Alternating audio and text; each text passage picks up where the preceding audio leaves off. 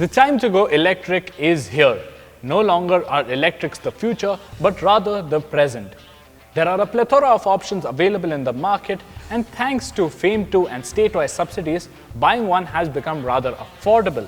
But the question remains, which one should you get?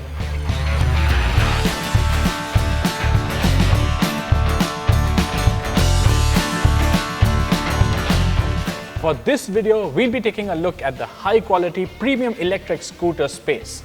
The launch of the Ola S1 and the Simple one have caused quite a buzz. And until we get to ride them back to back, for which you need to be subscribed to ZigWheels and have the alerts on, here's how they stack up on paper against the TVS iQube Electric, the Bajaj Chetak, and most importantly, a current benchmark in the electric scooter space, the Ather 450X. Up until now, the Ather 450X had the best motor specs of them all. But both the Ola S1 and the Simple one have it beat. Not only do their motors produce more peak power, but even their continuous power rating is higher than the Athers. And in this company, the TVS and Bajaj e-scooters can't keep up.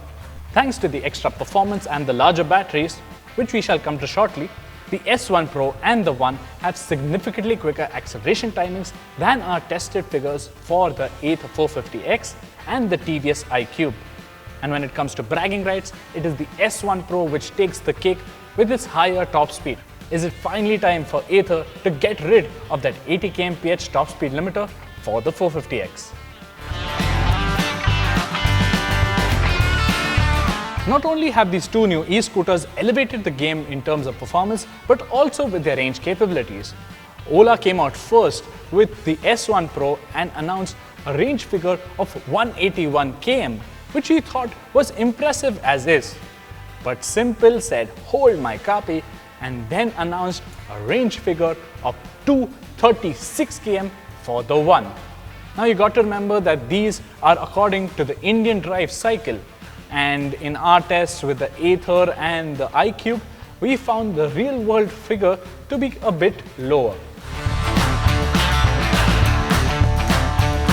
While the rest have a single battery pack, the Simple one comes with a main fixed battery and a small removable one. While you can ride without it, the removable battery pack offers an extra 60 kilometers of range. And while you have fast charging, of course, there's no escaping the fact that a larger battery would take longer to charge. Unfortunately, both TVS and Bajaj don't offer fast charging options for their scooter, which the other three do. Now, Ather got the ball rolling with a lot of unique and interesting features that were not only useful but also enriched the ownership experience.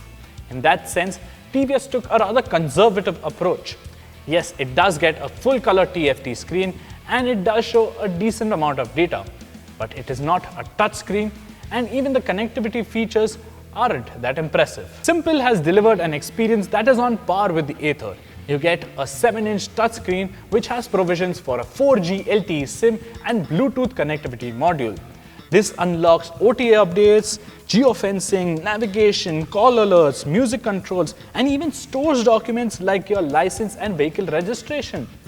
The unique bit here is that it gets a tire pressure monitoring system as standard. And it not only tells you whether the tire pressures are low, but it also tells you the exact tire pressures. Ola, well, just like everything else, have taken it onto another scale. It has so many unique features like customizable rider modes for 4 members of your family, ride moods which changes the display layout according to your mode, an inbuilt speaker to play tunes on the go, and the list goes on and on and on. The keyless experience is mind-blowing. You don't need a key to start the scooter, stop the scooter, access the charging port, open the boot. All of this can be done via a smartphone app. How cool is that? So when it comes to the feature list, you could say that the Ather is sort of like the original Google Nexus series of phones. The TVS is sort of like Redmi. Simple is the new Google Pixel series. And the Ola is the iPhone 12 Pro Max. The Chetak, you ask? Nokia 1100. The simple one takes the cake here, although not by much. Yes, the Ola S1 Pro has the larger boot and the most ground clearance, but the simple is not too far off. What favors the simple's case is its more accessible seat height and its curb weight of 110 kilos, which is 15 kgs lighter than the Ola's. The Ather is surprisingly not too far off. That said, all but one of these scooters will lose some storage space when you have to carry the portable charger along with you. Only Bajaj has a dedicated cubby hole in the front apron which will save you some space under the seat. Taking all of the factors into consideration, the simple one turns out to be quite the value for money package. It happens to be the cheapest one of the lot and also the one that will give you the least range anxiety problem. The Ola S1 Pro is a premium choice, but you do not have to shell out as much to enjoy the experience. And yes, there is an affordable version too, which isn't as fast, has a smaller battery and misses out on a few features. But buying that would be like getting an iPhone 12 mini. You get the brand value, but not the bragging rights. The Ather was always a pricey proposition, and in light of these two new e-scooters, feels even pricier. Will we see some form of price revision to keep the 450X in the reckoning? Or will Ather throw in some more features and extra boost? So that's how the e-scooter segment currently stacks up.